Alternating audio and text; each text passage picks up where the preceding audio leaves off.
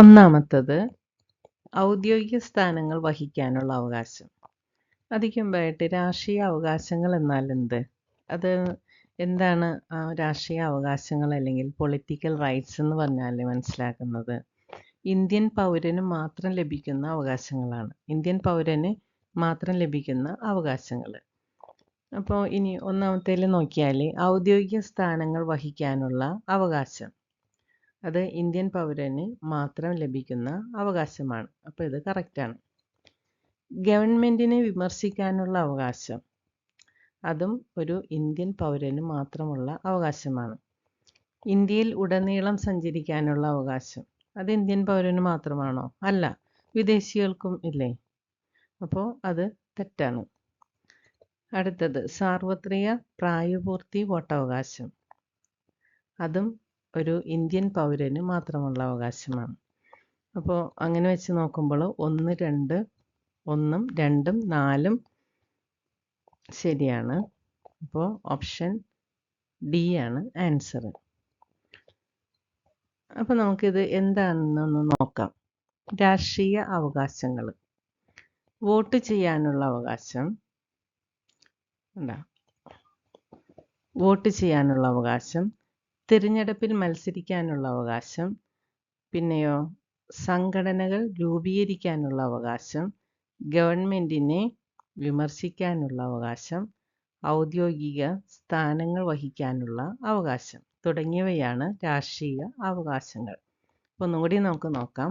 Vote ചെയ്യാനുള്ള അവകാശം, തിരഞ്ഞെടുപ്പിൽ മത്സരിക്കാനുള്ള അവകാശം, സംഘടനകൾ രൂപീകരിക്കാനുള്ള അവകാശം, ഗവൺമെൻറ്റിനെ വിമർശിക്കാനുള്ള അവകാശം, ഔദ്യോഗിക സ്ഥാനങ്ങൾ വഹിക്കാനുള്ള അവകാശം തുടങ്ങിയവയാണ് രാഷ്ട്രീയ അവകാശങ്ങൾ. സുപ്രീം കോടതിയുമായി ബന്ധപ്പെട്ട് താഴെ കൊടുത്തിരിക്കുന്ന പ്രസ്താവനകളിൽ ശരിയായവ ഏത്? ഒന്നാമത്തത്, ജസ്റ്റിസ് ഹരിലാൽ ജെ കനിയ ആയിരുന്നു സുപ്രീം കോടതിയുടെ ആദ്യ ചീഫ് ജസ്റ്റിസ്. അത് ശരിയാണോ തെറ്റാണോ? ജസ്റ്റിസ് ഹരിലാൽ ജെ കനിയ ആയിരുന്നു സുപ്രീം കോടതിയുടെ ആദ്യത്തെ ചീഫ് ജസ്റ്റിസ്. ശരിയാണ്. സുപ്രീം കോടതിയിലെ ഇപ്പോഴത്തെ ചീഫ് ജസ്റ്റിസ് AJ ദേശായിയാണ്. സുപ്രീം കോടതിയിലെ ഇപ്പോഴത്തെ ചീഫ് ജസ്റ്റിസ് AJ ദേശായി ആണോ? അല്ല. മൂന്നാമത്തത്, ഇന്ത്യയിലെ ഏറ്റവും ഉയർന്ന അപ്പീൽ കോടതിയാണ് ഇത്. അത് ശരിയാണ്. നാലാമത്തത്, എല്ലാ കോടതികളുടെയും കീഴ്ക്കോടതികളുടെയും മേൽനോട്ടം വഹിക്കുന്നത് സുപ്രീം കോടതിയാണ്. ശരിയല്ല, തെറ്റാണ്. അപ്പോൾ ഏതൊക്കെയാണ് ആൻസർ? 1, 3 ആൻസർ. അപ്പോൾ ഓപ്ഷൻ സി ആണ്. അപ്പോൾ സുപ്രീം കോടതിയെ കുറിച്ച് ഒന്ന് ഡീറ്റെയിൽ ആയിട്ട് നോക്കാം. ഇന്ത്യയിലെ നീതിന്യായ വിഭാഗം. Judiciary in India. സുപ്രീം കോടതി. രാജ്യത്തെ പരമോന്നത കോടതിയാണ് സുപ്രീം കോടതി. പരമോന്നത കോടതിയാണ് സുപ്രീം കോടതി. ചീഫ് ജസ്റ്റിസും മറ്റ് ജഡ്ജിമാരും അടങ്ങുന്നതാണ് സുപ്രീം കോടതി. ചീഫ് ജസ്റ്റിസും മറ്റു ജഡ്ജിമാരും. നിലവിൽ ചീഫ് ജസ്റ്റിസും 30 ജഡ്ജിമാരുമാണ് സുപ്രീം കോടതിയിലുള്ളത്. അപ്പോൾ ഇപ്പോഴ് ഒരു ചീഫ് ജസ്റ്റിസും 30 ജഡ്ജിമാരുമാണ് ഉള്ളത്. രാഷ്ട്രപതിയാണ് ജഡ്ജിമാരെ നിയമിക്കുന്നത്. ആദ്യത്തെ ചീഫ് ജസ്റ്റിസ് ആരാണ്? HJ കനിയ. അപ്പോൾ ഇപ്പോഴത്തെ ചീഫ് ജസ്റ്റിസോ? Doctor justice DY Chandrachudan. Justice DY ചന്ദ്രചൂഡാണ് ഇപ്പോഴത്തെ ചീഫ് ജസ്റ്റിസ്. ഇനി സുപ്രീം കോടതി പരിഗണിക്കുന്ന കേസുകൾ ഏതൊക്കെയെന്ന് നോക്കാം. മൗലിക അവകാശങ്ങളുടെ ലംഘനവുമായി ബന്ധപ്പെട്ട കേസുകൾ, കേന്ദ്ര ഗവൺമെൻറ്റും സംസ്ഥാന ഗവൺമെൻറ്റും തമ്മിലുണ്ടാകുന്ന തർക്കങ്ങൾ, സംസ്ഥാന ഗവൺമെൻറ്റുകൾ തമ്മിലുണ്ടാകുന്ന തർക്കങ്ങൾ, ഭരണഘടനാ വകുപ്പുകളുടെ വ്യാഖ്യാനം ആവശ്യമായ കേസുകൾ, സംസ്ഥാന ഹൈക്കോടതികളിൽ നിന്നുള്ള അപ്പീൽ കേസുകൾ. അപ്പോൾ ഒന്നും കൂടി പറയാം. മൗലിക അവകാശങ്ങളുടെ ലംഘനവുമായി ബന്ധപ്പെട്ട കേസുകൾ, കേന്ദ്ര ഗവൺമെൻറ്റും സംസ്ഥാന ഗവൺമെൻറ്റും തമ്മിലുണ്ടാകുന്ന തർക്കങ്ങൾ, സംസ്ഥാന ഗവൺമെൻറ്റുകൾ തമ്മിലുണ്ടാകുന്ന തർക്കങ്ങൾ, ഭരണഘടനാ വകുപ്പുകളുടെ വ്യാഖ്യാനം, വ്യാഖ്യാനം ആവശ്യമായ കേസുകൾ, സംസ്ഥാന ഹൈക്കോടതികളിൽ നിന്നുള്ള അപ്പീൽ കേസുകൾ. ഇത്രയുമാണ് സുപ്രീം കോടതി പരിഗണിക്കുന്ന കേസ്. ഇനി അടുത്ത ക്വസ്റ്റ്യൻ നോക്കാം. താഴെ കൊടുത്തിരിക്കുന്നവയിൽ രാജ്യസഭയുമായി ബന്ധപ്പെട്ട തെറ്റായ വസ്തുതകൾ ഏതെല്ലാം? രാജ്യസഭാ സ്പീക്കർ സ്ഥാനം ഉപരാഷ്ട്രപതി വഹിക്കുന്നു. രാജ്യസഭാ സ്പീക്കർ സ്ഥാനം ഉപരാഷ്ട്രപതി വഹിക്കുന്നുണ്ടോ? രാജ്യസഭയിൽ സ്പീക്കർ ഉണ്ടോ? ഇല്ല. അപ്പോൾ തെറ്റാണ്.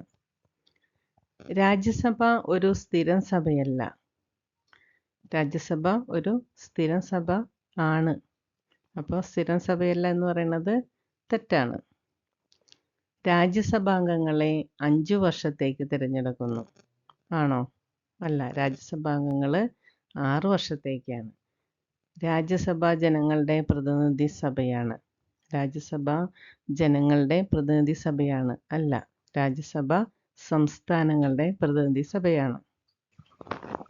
അങ്ങനെ നോക്കുമ്പോൾ ഈ പറഞ്ഞ 4ഉം തെറ്റാണ്. പക്ഷേ അങ്ങനെ ഒരു ഓപ്ഷൻ ഇവിടെ ഉണ്ടോ? ABCDയിൽ എല്ലാം തെറ്റെന്നും പറഞ്ഞൊരു ഓപ്ഷൻ ഉണ്ടോ? ഇല്ല. അപ്പോൾ ചോദ്യകർത്താവിൻ്റെ രീതിയിൽ നമ്മൾ നോക്കിയാൽ രാജ്യസഭാ സ്പീക്കർ സ്ഥാനം ഉപരാഷ്ട്രപതി വഹിക്കുന്നു എന്നുള്ളത് ഒരു അധ്യക്ഷൻ്റെ പദവിയിൽ അധ്യക്ഷൻ എന്നുള്ളൊരു രീതിയിലാകുമ്പോൾ ഇത് ശരിയാണ്. അപ്പോൾ രാജ്യസഭാ സ്പീക്കർ സ്ഥാനം ഉപരാഷ്ട്രപതി വഹിക്കുന്നു എന്നുള്ളത് ശരിയാണ്. അധ്യക്ഷൻ എന്നുള്ള രീതിയിൽ നോക്കുമ്പോൾ ശരിയാണ്. അപ്പോൾ ഓപ്ഷനിലേക്ക് നോക്കുമ്പോൾ 2, 3, 4 മാത്രം തെറ്റാണ്. അപ്പോൾ ഓപ്ഷൻ സി ആണ് ആൻസർ. ഇനി രാജ്യസഭയെ കുറിച്ച് എന്തൊക്കെയാണ് അതിൽ പറഞ്ഞിരിക്കുന്നതെന്ന് നമുക്ക് നോക്കാം. രാജ്യസഭ പാർലമെന്റിലെ ഉപരിസഭയാണ് രാജ്യസഭ.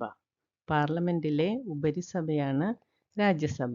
ജനസംഖ്യാ ആനുപാതികമായി സംസ്ഥാനങ്ങൾക്ക് പ്രാതിനിധ്യം നൽകിയിരിക്കുന്ന സഭയാണ്. കണ്ടോ? ഇതിൽ തന്നെയാണ് അതിൽ വന്നത്. കണ്ടോ? ജനസംഖ്യ ആനുപാതികമായി സംസ്ഥാനങ്ങൾക്ക് പ്രാതിനിധ്യം നൽകിയിരിക്കുന്ന സഭയാണ് രാജ്യസഭ. സംസ്ഥാന നിയമ നിർമ്മാണ സഭകളിലെ തിരഞ്ഞെടുക്കപ്പെട്ട MLAമാരാണ് രാജ്യസഭാംഗങ്ങളെ തിരഞ്ഞെടുക്കുന്നത്. 30 വയസ്സ് പൂർത്തിയായ ഇന്ത്യൻ പൗരർക്ക് രാജ്യസഭയിലേക്ക് മത്സരിക്കാൻ യോഗ്യതയുണ്ട്. 30 വയസ്സ് പൂർത്തിയായ. ഇതിൽ ധാരാളം ഷോർട്ട് ക്വസ്റ്റ്യൻസ് 1 വേർഡ് ആൻസേഴ്സ് ഉണ്ട് കേട്ടോ. 1 വേർഡ് ഉണ്ട്, ഇതുപോലെ തന്നെ സ്റ്റേറ്റ്മെൻറ്റും ഉണ്ട്. അപ്പോൾ പാർലമെൻറ്റിലെ ഉപരിസഭയാണ് രാജ്യസഭ. ജനസംഖ്യ ആനുപാതികമായി സംസ്ഥാനങ്ങൾക്ക് പ്രാതിനിധ്യം നൽകിയിരിക്കുന്ന സഭയാണ്. സംസ്ഥാന നിയമ നിർമ്മാണ സഭകളിലെ തിരഞ്ഞെടുക്കപ്പെട്ട MLAമാരാണ് രാജ്യസഭാംഗങ്ങളെ തിരഞ്ഞെടുക്കുന്നത്. 30 വയസ്സ് പൂർത്തിയായ ഇന്ത്യൻ പൗരർക്ക് രാജ്യസഭയിലേക്ക് മത്സരിക്കാൻ യോഗ്യതയുണ്ട്. രാജ്യസഭ ഒരു സ്ഥിരം സഭയാണ്. കണ്ടോ?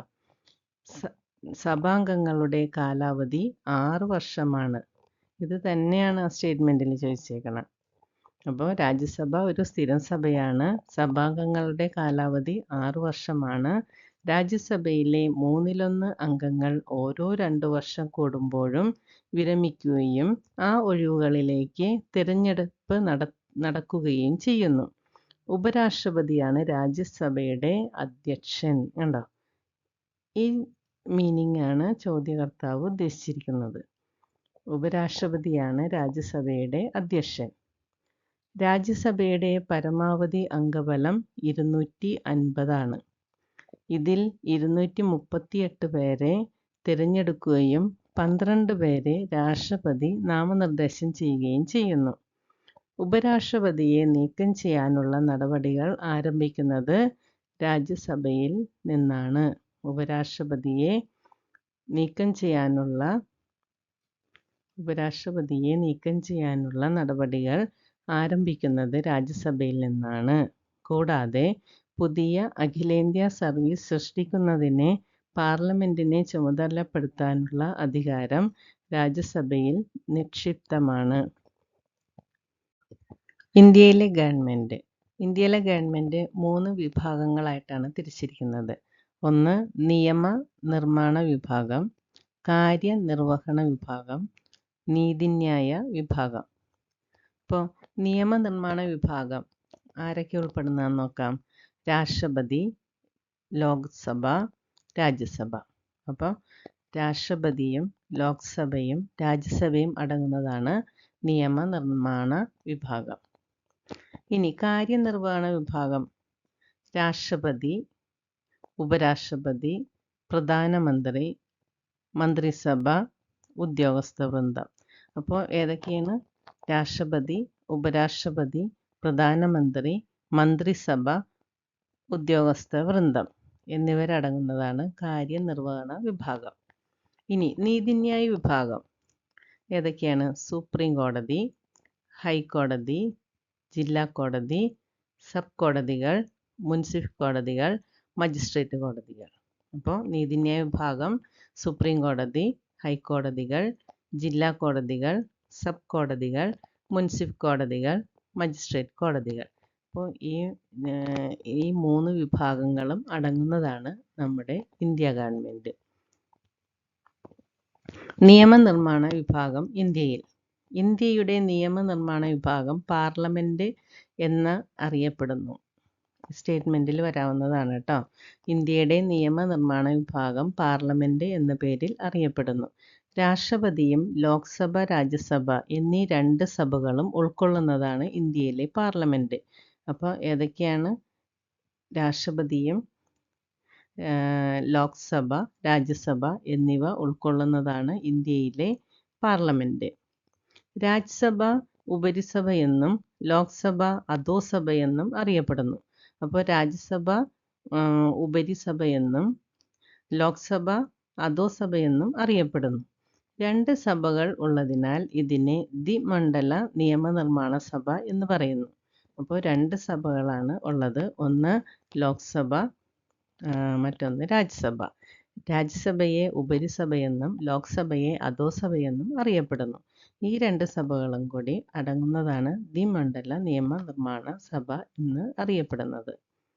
അപ്പോൾ ഒന്നും കൂടി, ഇന്ത്യയിലെ ഗവൺമെൻറ് നിയമനിർമ്മാണ വിഭാഗം, കാര്യനിർവഹണ വിഭാഗം, നീതിന്യായ വിഭാഗം എന്ന് 3ആയിട്ട് തിരിച്ചിരിക്കുന്നു.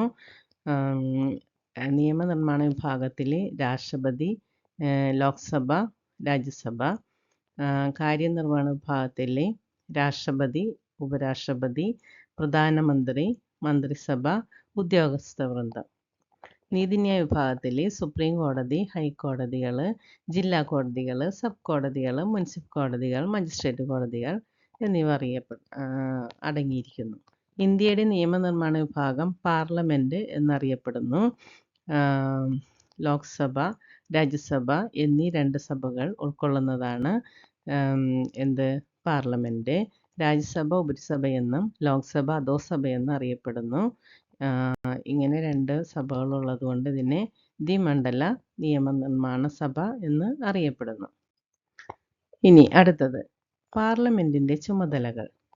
നിയമനിർമ്മാണമാണ് പാർലമെൻറ്റിൻ്റെ പ്രധാന ചുമതല. എന്താണ്? നിയമം നിർമ്മിക്കുക എന്നതാണ് പാർലമെൻറ്റിൻ്റെ പ്രധാന ചുമതല. നിയമനിർമ്മാണത്തിന് പാർലമെൻറ്റിൻ്റെ 2 സഭകളെയും അംഗീകാരം ആവശ്യമാണ്. അപ്പം നിയമനിർമ്മാണത്തിന് പാർലമെൻറ്റിൻ്റെ 2 സഭകളുടെയും അംഗീകാരം ആവശ്യമാണ്. ലോക്സഭയും രാജ്യസഭയും വെവ്വേറെ സമ്മേളിച്ചാണ് നിയമനിർമ്മാണത്തിൽ പങ്കെടുക്കുന്നത്. അപ്പോൾ ലോക്സഭയും രാജ്യസഭയും വെവ്വേറെ സമ്മേളിച്ചാണ് നിയമനിർമ്മാണത്തിൽ പങ്കെടുക്കുന്നത്. നിയമത്തിൻ്റെ കരട് രൂപമാണ് ബിൽ. അപ്പോൾ നിയമത്തിൻ്റെ കരട് രൂപമാണ് ബില്ല്. ഒരു സാധാരണ ബിൽ പാർലമെൻറ്റിൻ്റെ ഏത് സഭയിലും ആദ്യം അവതരിപ്പിക്കാം. ബിൽ ആദ്യം പരിഗണിക്കുന്ന സഭയെ 1-ാം സഭയെന്നും രണ്ടാമത് പരിഗണിക്കുന്ന സഭയെ 2-ാം സഭയെന്നും വിളിക്കാം. 2 സഭകളിലും ബിൽ വിവിധ ഘട്ടങ്ങളിലൂടെ കടന്നുപോകുന്നു. അതിൻ്റെ ഒരു ഫ്ലോ ചാർട്ടാണ് ഇവിടെ കൊടുത്തിരിക്കുന്നത്. ഒരു ബിൽ നിയമമാകുന്നതിൻ്റെ വിവിധ ഘടകങ്ങൾ നമുക്ക് പരിശോധിക്കാം. അതാണ് ഇവിടെ ഫ്ലോ ചാർട്ടിൽ 1-ാം വായന. കണ്ടോ? 1-ാം വായന. ഒരു ബില്ല് കിട്ടിക്കഴിയുമ്പോൾ 1 പ്രാവശ്യം വായിക്കും, 2 പ്രാവശ്യം വായിക്കും, 3 പ്രാവശ്യം വായിക്കും. അത് കഴിഞ്ഞ് അത് ഒന്നാം സഭയിലാണ് 3 പ്രാവശ്യം വായിക്കും.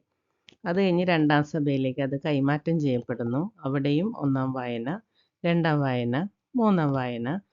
അത് കഴിഞ്ഞിട്ടാണ് പ്രസിഡന്റിൻ്റെ അംഗീകാരത്തോടു കൂടി ബില്ല് പാസ്സാകുന്നത്. മനസ്സിലായോ? അപ്പോൾ ഒന്നാം വായനയിൽ ബില്ല് അവതരിപ്പിക്കുന്നു. രണ്ടാം വായനയിൽ ബില്ലിൽ ഉൾക്കൊള്ളിച്ചിട്ടുള്ള ഓരോ വകുപ്പും പ്രത്യേകം ചർച്ച ചെയ്ത് പാസ്സാക്കുകയോ മാറ്റം വരുത്തുകയോ നിരാകരിക്കുകയോ ചെയ്യുന്നു. മൂന്നാം വായനയിൽ ബിൽ മൊത്തമായി പാസ്സാക്കുകയോ നിരാകരിക്കുകയോ ചെയ്യുന്നു. അപ്പോൾ ഒന്നാം വായനയിൽ ഇവിടെ എന്താ സംഭവിക്കുന്നത്? ബില്ല് അവതരിപ്പിക്കുകയാണ്. രണ്ടാം വായനയിൽ എന്താണ്? അത് ഓരോന്നും ഓരോ വകുപ്പുകളും പ്രത്യേകം പ്രത്യേകം ചർച്ച ചെയ്തിട്ട് അതിൽ മാറ്റം വരുത്തുകയോ അത് നിരാകരിക്കുകയോ ചെയ്യാം. മൂന്നാം വായനയിൽ എന്താണ്? അത് മൊത്തമായി പാസ്സാക്കുകയോ അല്ലെങ്കിൽ അത് റിജക്റ്റ് ചെയ്യുകയോ ചെയ്യാം. ഇനി പാർലമെൻറ്റ് സമ്മേളനങ്ങൾ. പാർലമെൻറ്റിൻ്റെ 2 സമ്മേളനങ്ങൾക്കിടയിൽ 6 മാസത്തിൽ കൂടുതൽ ഇടവേളകൾ ഉണ്ടാവരുത് എന്ന് ഭരണഘടന അനുശാസിക്കുന്നു. അപ്പോൾ 6 മാസത്തിൻ്റെ കൂടുതൽ ഇടവേളകൾ ഉണ്ടാകാൻ പാടില്ല. എല്ലാ വർഷവും ഇന്ത്യൻ പാർലമെൻറ്റ് 3 തവണ സമ്മേളിക്കുന്നു. ഇതെല്ലാം സ്റ്റേറ്റ്മെൻറ്റിൽ വരാവുന്ന സെൻറ്റൻസുകളാണ് കേട്ടോ. എല്ലാ വർഷവും ഇന്ത്യൻ പാർലമെൻറ്റ് 3 തവണ സമ്മേളിക്കുന്നു. വർഷക്കാല സമ്മേളനം 3 തവണ സമ്മേളിക്കുന്നുണ്ട്.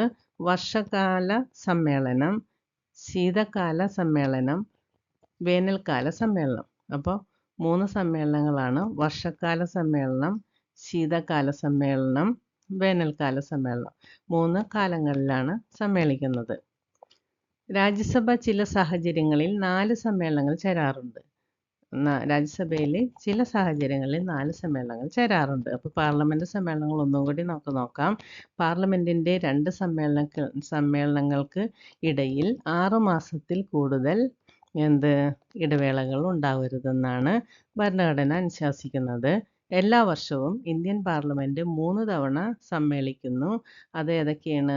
വർഷകാല സമ്മേളനം, ശീതകാല സമ്മേളനം, വേനൽക്കാല സമ്മേളനം എന്നീ പേരുകളിൽ അറിയപ്പെടുന്നു. രാജ്യസഭ ചില സാഹചര്യങ്ങളിൽ 4 സമ്മേളനങ്ങൾ ചേരാറുണ്ട്.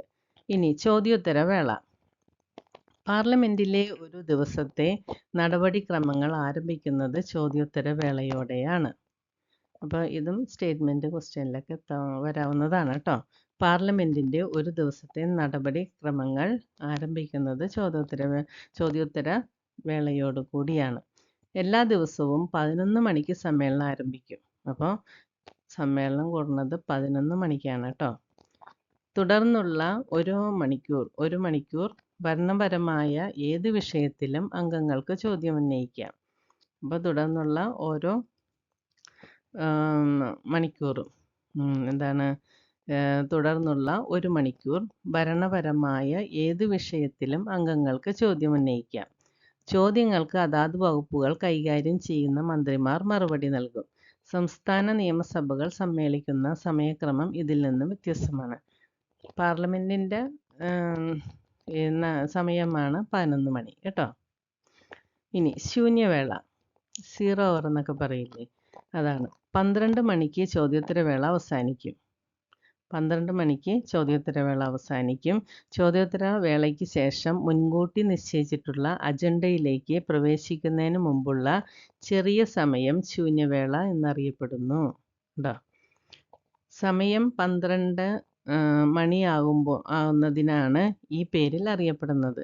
അപ്പോൾ 12 മണിയാകുന്നതിനാണ് ഈ പേരിൽ അറിയപ്പെടുന്നത്. അടിയന്തര പ്രമേയം, ശ്രദ്ധ ക്ഷണിക്കൽ പ്രമേയം തുടങ്ങിയവ പരിഗണനയ്ക്ക് വരുന്നത് ഈ സമയത്തായിരിക്കും. അപ്പോൾ അടിയന്തര പ്രമേയം, ശ്രദ്ധ ക്ഷണിക്കൽ പ്രമേയമൊക്കെ ഈ സമയത്താണ് പ്രമേയത്തിൽ വരുന്നത്, പരിഗണനത്തിന് വരുന്നത്. ശൂന്യവേള 5 മുതൽ 15 മിനിറ്റ് വരെ ദൈർഘ്യമുണ്ടാകും. 5 മിനിറ്റ് മുതൽ 15 മിനിറ്റ് വരെ 0 hour ഉണ്ടാകും. ഒന്നാം സഭ പാസാക്കി കഴിഞ്ഞാൽ സഭാധ്യക്ഷൻ്റെ സാക്ഷ്യപത്രത്തോടെ ബിൽ രണ്ടാം സഭയുടെ പരിഗണനയ്ക്ക് അയക്കുന്നു. നമ്മളത് മുമ്പ് കണ്ടതാണ്. രണ്ടാം സഭയിലും മുകളിൽ പറഞ്ഞ 3 ഘട്ടങ്ങളുണ്ട്. നമ്മൾ കഴിഞ്ഞ അധ്യായമല്ല, കഴിഞ്ഞ പേജിൽ പറഞ്ഞതാണ്. ബിൽ 2 സഭകളും പാസാക്കി കഴിഞ്ഞാൽ രാഷ്ട്രപതിയുടെ അംഗീകാരത്തിനായി സമർപ്പിക്കുന്നു. രാഷ്ട്രപതി ഒപ്പുവയ്ക്കുന്നതോടെ ബിൽ നിയമമായി മാറുന്നു. അങ്ങനെയാണ് ഒരു ബില്ല് നിയമമായി മാറുന്നത്. 2 സഭകൾക്കുമിടയിൽ ബില്ലിനെ സംബന്ധിച്ച് അഭിപ്രായ വ്യത്യാസമുണ്ടായാൽ ഒരു സംയുക്ത സമ്മേളനം വിളിക്കുകയും തീരുമാനമെടുക്കുകയും ചെയ്യുന്നു. പാർലമെന്റിന്റെ സംയുക്ത സമ്മേളനം വിളിച്ചു ചേർക്കുന്നത് രാഷ്ട്രപതിയാണ്. അപ്പോൾ പാർലമെന്റിന്റെ സംയുക്ത സമ്മേളനം വിളിച്ചു ചേർക്കുന്നത് രാഷ്ട്രപതിയാണ്. തെറ്റോ ശരിയോ, അല്ലെങ്കിൽ തെറ്റ് കണ്ടെത്തുക, അല്ലെങ്കിൽ ശരി കണ്ടെത്തുക, അതിനൊക്കെ സ്റ്റേറ്റ്മെന്റ് വരാവുന്നതാണ്. ലോക്സഭാ സ്പീക്കറുടെ അധ്യക്ഷതയിലായിരിക്കും സംയുക്ത സമ്മേളനം നടക്കുക. ലോക്സഭാ സ്പീക്കറുടെ അധ്യക്ഷതയിലായിരിക്കും സംയുക്ത സമ്മേളനം നടക്കുക. ഇനി ധനം ബില്ല്, മണി ബില്ല്. സാധാരണ നിയമനിർമ്മാണത്തിന് സ്വീകരിച്ചിട്ടുള്ള നടപടിക്രമം അല്ല ധനബില്ലിൽ ഉള്ളത്. എന്താണ് ധനബിൽ? പൊതുഖജനാവിലേക്കുള്ള ധനസമാഹരണം, പണത്തിൻ്റെ വിനിയോഗം എന്നിവയുമായി ബന്ധപ്പെട്ട ബില്ലുകളാണ് ധനബിൽ. ഒരു ധനബിൽ ലോക്സഭയിൽ മാത്രമേ ആദ്യം അവതരിപ്പിക്കാൻ പാടുള്ളൂ എന്ന് ഭരണഘടന അനുശാസിക്കുന്നു. ലോക്സഭ പാസാക്കി കഴിഞ്ഞാൽ ധനബില്ലാണെന്ന സ്പീക്കറുടെ സാക്ഷ്യപത്രത്തോടെ രാജ്യസഭയിലേക്ക് അയക്കുന്നു. ലഭിച്ച 14 ദിവസങ്ങൾക്കകം രാജ്യസഭ നിർദ്ദേശങ്ങൾ സഹിതം ലോക്സഭയിലേക്ക് തിരിച്ച് അയക്കേണ്ടതാണ്. ലോക്സഭയ്ക്ക് രാജ്യസഭയുടെ നിർദ്ദേശങ്ങൾ സ്വീകരിക്കുകയോ തള്ളിക്കളയുകയോ ചെയ്യാം.